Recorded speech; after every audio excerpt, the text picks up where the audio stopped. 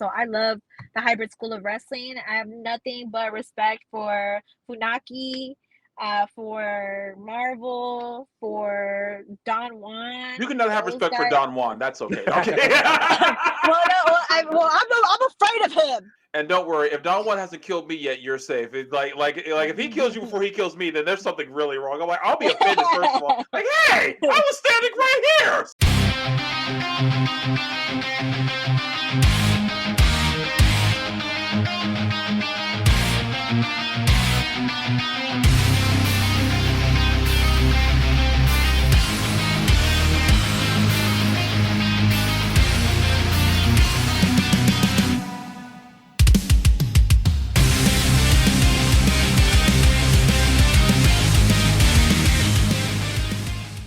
What's up, Heels and Baby Faces? We are back here live. I, of course, am that guy, Tommy. Over here, we got Big Mike. What's up, guys? And we are honored to have the one and only CT, the Mike Slayer. Caroline Teague, how you doing? Hi, gentlemen. I'm doing good. I'm getting ready to go shopping, buy some last minute stuff that I need for this weekend. I have a busy weekend, and yeah, I'm gonna get ready, so I'm having fun. Awesome. And I'm gonna cook dinner too. I gotta cook dinner too. Okay. Well, see, you having a busy weekend is like saying the sky is going to be blue tomorrow. It's a given, and we know that about you. So that's even one more reason we're honored to have you here on the show, because and me and Mike were talking about it. I don't think we know anyone who works more than you currently. Oh, yeah. You know, people always call me like, how do I do it? How do I get it done? And I don't know. Like, I just don't know how I do it. It's just a lot of I think it's like a mentality that I've had since I was younger, just working hard, and it just won't go away. I feel like if I let something slip away, it's gonna go. So I got to keep working. Yeah, okay, I like that. I mean, it's good to have that work mentality. That's for sure. Yeah. So let's start off this way. How did you get into wrestling? Because you're known in all the sports circles for like pretty much everything, but for our side of things, it's the pro wrestling side. So how'd that come about with you in pro wrestling? Well, honestly, I love the way it actually came about.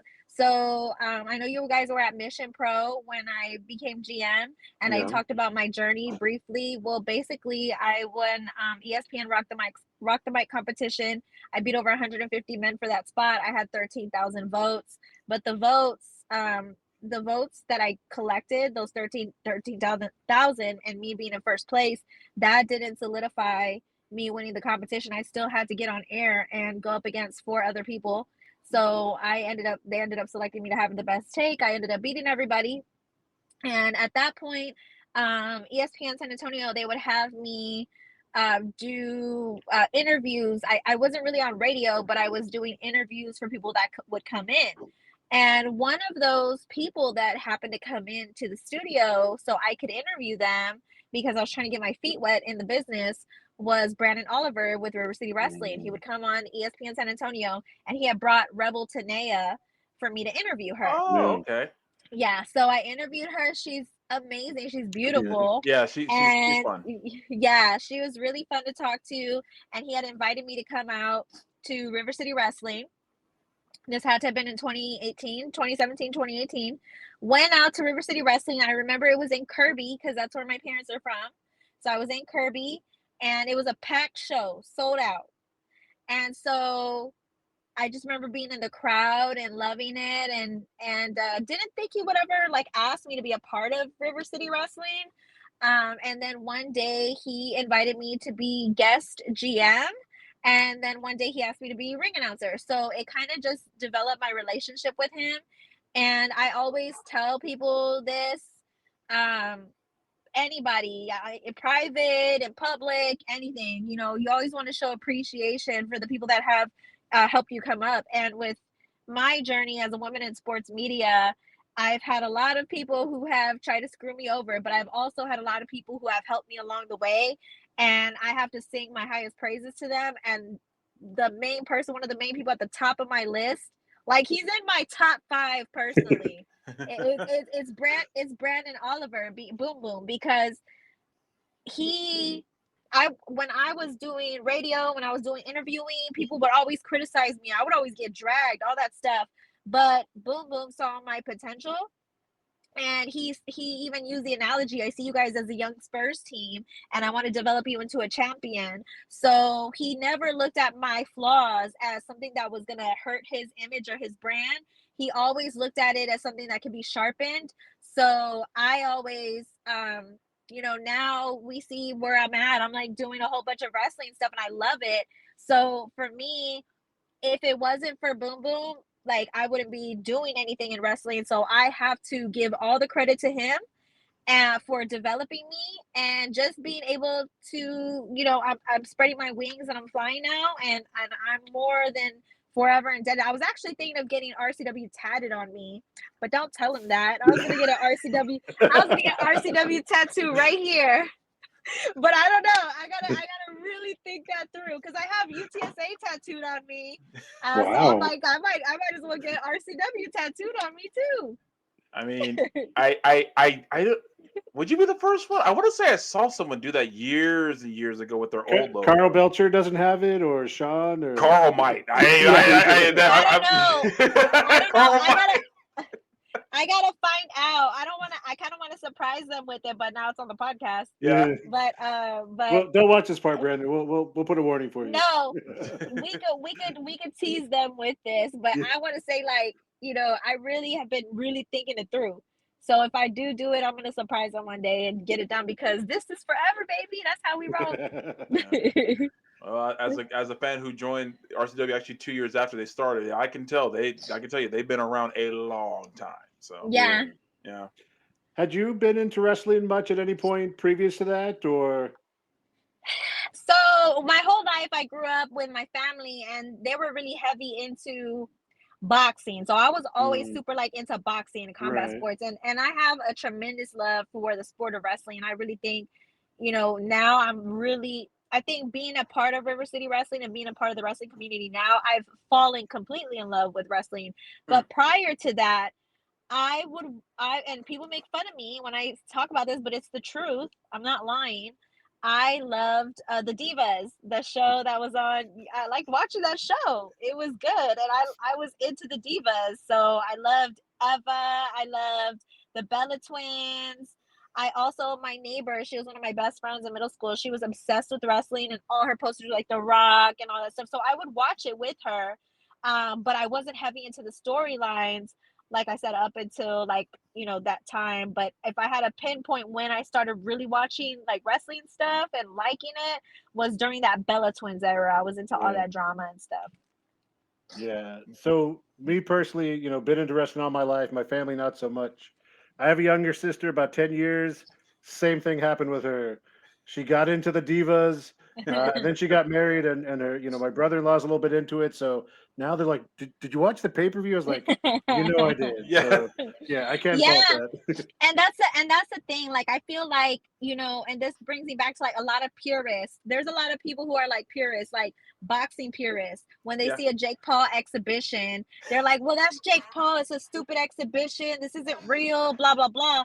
And I would say that wrestling purists, they can often attribute that to the Divas. Oh, she came through by watching the Divas. But the whole point of that is like, people shouldn't gatekeep the way that fans should be. I mean, if it brings more eyeballs to the sport, that's all that matters. And I feel like that just because my way into sports was unorthodox by winning a competition, just like my way into wrestling was not the most orthodox way of it happening, it still made me fall in love with the sport. And I feel like people like me who watch Divas and things like that, we deserve to be a part of the community just as much. Yeah. Well, I mean, wrestling fans are weird, because I say the same thing about anime fans, and when they gatekeep watching, like when they say, well, my favorite was Dragon Ball Z, and then anime fans get mad. I'm like, dude, you calm down. That's all we had for like 20 years. Don't forget. But I mean, some wrestling fans get that way, and we forget that all of us got into it because we believed an undead zombie and his psychotic brother, who was in an insane asylum for setting their parents' house on fire, were real brothers, and that story was real for about maybe up until what? 5 years ago, we admitted that the Kane and Undertaker were brothers. They're not brothers? Sorry, Mike. I hate to have to find out this way. But yeah, but you're right. The gatekeeping thing is, and I admit that I have been guilty of it in the past, but I realized that's wrong. We shouldn't do that because if Total Divas was how you got into it, and we got this fantastic ring announcer out of it, you know what? I'm done crapping on Total Divas because Total Divas did something amazing. Then you know what? That's it. Total Divas is awesome. And then on top of that, from what I understand, you've spent some time at a training school here, doing a little bit with wrestling. Did you not? With Yeah. Hybrid? So I go to Hybrid. It's like a secret life, double life that I have. But I go to Hybrid pretty often, right? And I go to Hybrid and I train there. They literally make me more confident in the ring, and I just love seeing all the wrestlers there, and I know everybody there, so it's like family going to Hybrid. So I love the Hybrid School of Wrestling. I have nothing but respect for Funaki, for Marvel, for Don Juan. You cannot have Those respect for guys. Don Juan. That's okay. Okay. I'm afraid of him. I'm afraid of him because that's he might fair. kill me. He Yeah. might kill me.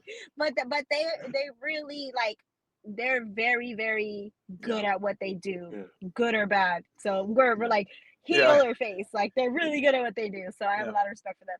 And don't worry, if Don Juan hasn't killed me yet, you're safe. It's like if he kills you before he kills me, then there's something really wrong. I'm like, I'll be offended first of all. Like, hey, I was standing right here. So, but no, I haven't seen him like go at you when he's in the ring. Do you go after him? It's been years of me and him. Like, so Okay, when you he need to came like back, go harder. You need to come up with something new because I need you're like, actually you really get under his skin. Yeah. Actually, you're right. All my stuff is old from like 2007. So yeah, I don't. But see, between the treats, I think Marvel's got you on the special list. I think he's the one waiting. For you. So yeah. Me and Marvel have a much longer history though. So yeah. Y'all need to like really come at them. Then don't tell them I told you this, but Man, we're exposing all your secrets. Yeah, I don't know if we're gonna release this interview. Yeah, we gotta heavily edit it, like put in a whole bunch of and then put a disclaimer, and that was the last time she ever ring announced at River City Wrestling. No, she hasn't been there. She wasn't there this Sunday. Oh please, Brett, you love drama. Brandon probably would love this drama. It's like more. Yeah, but y'all really gotta come with it. Like y'all are great in the crowd, but if y'all really, I need y'all to stand out even more next time. So that's what I ask of y'all. You hear that, Tommy? Well, I guess I'm gonna be in the crowd looking for that. I'm gonna be like, yo. Well, where's I've the been summoned. I guess I got to do what I got to do. Okay. and they're taking on the Von Erichs. Yep. Yeah. Yeah. They're taking on the Von Erichs, so that should be fun. So, because just so I can ask you this, just now that how do you feel now in the ring announcing? Are you more comfortable with it? Is it more fun now? Like how are you, what are your emotions now for every show? Oh. So after COVID, we hadn't had a show in like over a year and a half. Yeah. And we had our first show, and I went home crying that day because I was like, oh my God, I did so bad. Oh, and Brad was like, yo, you did fine. But I was just so hard on myself because I hadn't done it in so long because there wasn't sports. But but I get nervous every time. And I think that nervousness doesn't go away, but that means you love it. That means you love the sport. That means you love the show. That means you love doing what you do. So that nervousness is never going to go away. So I just like to be calm in the ring, and I'm a lot more focused now. So it really feels like I'm more confident, especially now that I'm getting my reps in different cities now too. And just, developing my relationships elsewhere across the state of Texas. Oh, and then when people voted me best ring announcer in Texas too. Yeah. So that also helped me elevate my confidence. And I was like, I know that by being voted like that, just like when I won Rock the Mic at ESPN San Antonio, as soon as I won, everybody was coming for me and coming for my neck. You know what I'm saying? Trying to tear me down. So I'm not saying that that's necessarily happening here, but I had that PTSD come up from behind me, like, oh shit, like people are really gonna come for me. So, but it's not happening. But what I'm saying is like, it just for me to have that title, I know that people are gonna be looking at me with closer eyeballs, like a bigger microscope. So if I step into the ring, I have to like come with it every single time. So that's just kind of how I feel. And nobody's perfect, but hell yeah, like I'm gonna do my absolute best, and I'm gonna do my best when I'm at those events to represent the company that I work for as professionally as I possibly can, and just come with it. You know what I Yeah. mean? Well, do you definitely seem like you have the work ethic? I mean, of course you do, because look at all you do. So Yeah. yeah, with that, I think that's the kind of work ethic that's going to keep pushing you further. And I tell everyone this: like one guy told me that he still gets nervous when he got in the ring. And that was Jerry Lynn. He told me this years ago. I asked him about that, and he said it doesn't matter how long he's been doing it or who the opponent is. He says whenever he gets in the ring, he's still nervous. And to me, Jerry Lynn was one of the most perfect professional wrestlers ever. And if he still got nervous, that meant that he just loved doing it. So I think it's the Right. same for you. So. Yeah. Then that's facts. Awesome. Yeah. Well, I do know that you said you were on limited time, so we will say, ladies and gentlemen, Oh, we thanks. have I have like 5, like I'm good for like 5-10 more minutes. I'm Five good. or 10 more minutes. Okay. Yeah. So, Mike, did you have any questions? I had a couple more. But Well, we I have a yeah. lot, but it's stuff I don't know if I want to go down the road in 5 minutes. What I was going to say with what you were just saying, I know one of your fellow local sports people. I listened to Mike Taylor pretty much his entire time that he was on the radio here in San Antonio, and I know he always says that love and hate are your friends and difference is the enemy. So when they're coming for your neck, you know it's because you're making waves and you're doing things. So, as long as they keep coming after you, that means Oh you're yeah. doing what you're supposed to do. Yeah, So, but it don't feel good. well, Oh yeah. that's When true. you in a moment. But Yeah. no one cares about us, so we, But I get it. But I get yeah, it. But I'm like, damn, like I guess. I no, I get you. guess if that's how I gotta feel about it. But But shout people out to come Mike for, Taylor. I really like Mike Taylor. Mike Taylor was yeah, on my podcast too. He's a really cool guy. I like Mike. That's He's cool. cool. yeah, he was really cool. It was really unfortunate, when he went off air, but I know he's still doing Well, his you thing didn't. on. Oh, then yeah, you need to listen to my podcast. See, I hold was on. Let me tell you. Let me tell you my conspiracy theory. You heard it here first. okay. I want to hear this. So Mike Taylor Uh-huh. announced he was leaving the ticket, Yeah. and I believe it's because he has a non-compete clause for about 6 months to a year with the ticket 760, and he's going to reemerge on the San Antonio Sports Star in the next several months. Interesting. Okay. So that's my theory. I don't know if I'm right or wrong, but if he comes back, clip this because you heard it here first. I so hope you're right, so we could say we got that exclusive before anyone else did. So Yeah. Yeah, exactly. so in keeping with just the pro wrestling side of things, like how do you feel about like maybe like the fans have you felt like they've been like nice to you, harsh on you? What do you feel there? Oh my God, they have been the nicest. And that's one of the things that I loved because, like I said, I experienced bullying, especially with radio. Radio is Mhm. like, women are not allowed here. It's men. So for wrestling to open their doors up for me and the fans to be so nice, oh my gosh, I just like want to cry. Like I'm like I feel like the wrestling is the best fans, hands down. Always say that.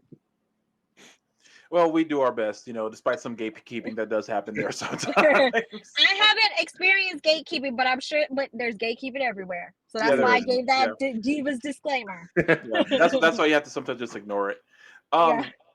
So you've announced like so many shows for RCW so far, and you're becoming so adept with it. Is there anyone who you would like to announce? Maybe someone you hope you could someday, or like the fantasy announcing for the Mike Slayer. Mercedes Monet. That yes. Yeah. Yeah. Mercedes Monet, that's my girl. And you're the general manager at Mission Pro. Yeah. Izzy's a regular there. I'm just They saying. have Izzy's a already regular. set history. Just saying that sounds like a perfect match for you to announce. I'm just She's saying. cool, but Eliana's a ring announcer at Mission Pro, so I don't know if I can announce. Well, maybe That's I could true. if I'm the GM. You're there. I was going to say. You can. I love how the realization came to her. She's like, I could totally just call an audible on that one. I mean, That's a great idea. That epiphany moment was worth this interview alone. Just Now they're gonna come to me because they always say that you're the GM. You need to, or they don't say you need to do this. You need, but I'm the GM. So kind of like I was kind of pitching ideas. They're like, you're the GM. You can say or do. I'm like, what? Hey, like, I'm really you're in like charge, man. yeah, I'm in charge. I'm like, holy crap, this is crazy. how did that feel when you knew you were going to be the GM of Mission Pro? Because because honestly, in the few short years it's been around, it's become one of the most important companies, not just in Texas, but I feel the U.S. How did it feel when you got that role? So we have been talking about it for like 6 months, Mm-hmm. I think, but I need to see, like, I need to figure out, like, could I do this, and then them too, like, had to be a perfect timing. Mm-hmm. And I always believe in timing. So now the time is here. The time is now. The time is now. So I'm the GM now, and I feel like, hell yeah, this is important because the fact that I'm GM for an all women's wrestling organization is an honor. Like, I feel like so grateful for the team at Mission Pro for giving me that opportunity. I was like, oh my God, for real. And you mentioned it earlier, but when you gave that speech announcing you were general manager, how did that feel? Because you could tell, like you've talked about now, you're getting some things off your chest about the way you've been treated and the things you've had to deal with, and you could hear it in the intensity of your promo, if you will, about becoming general manager. Yeah, because I had to tuck in a whole lot of things that has happened to me in the last couple years, and everybody's like, "You got to take the high road." It's hard. It's hard Yeah. taking the high road sometimes. So when they gave me the 4 minutes, I was like, they was like, "We want you to talk about how you tie into Mission Pro or whatever," and I was like, "Say less." So I was like, Oh, I'm about to "Say rock this less." mic again. Yes, I'm like, if you got a problem, you got a problem, you got a problem after what I've been through, come to me. Trust me. You ain't gonna want none with me. Ain't nobody gonna want to step to me, bro. I done slayed so many people. I'm not saying she was talking about any people in particular. Yeah, I'm not and it saying ain't gonna anything be either. you. Now I kind of talk about the men's revolution, okay? They could try me if they want to, but they know better. Yeah, good luck with that. Yeah, well, JP had. I think he's gonna might not. He might be afraid of you because that casket might have thrown him off a bit. Yeah. Especially since everybody forgot he was in there except for Ryder. I haven't had a managerial interaction with JP, but I'm not looking forward to it because I know that he's just gonna, do try to dominate, and it's gonna be tough. So, but I gotta, remind myself that I'm the GM. Yep. And put him in his place if I have to. If I have to, hopefully he comes to me with some goddamn respect. Well, we're hoping. Good luck with that. Well. In your defense, no one likes Mission Pro, JP.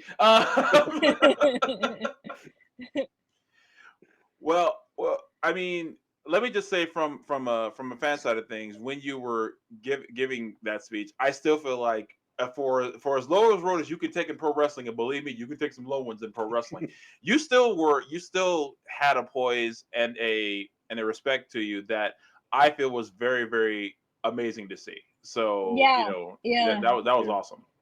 Thank you, because I gotta represent for my people.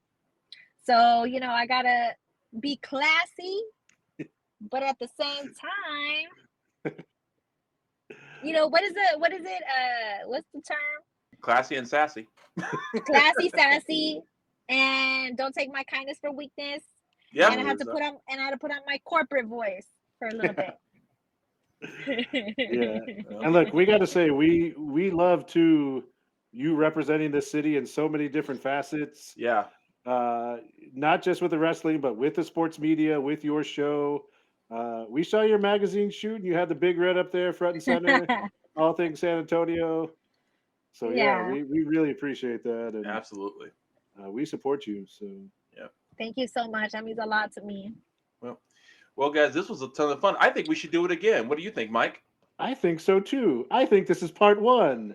Part 1?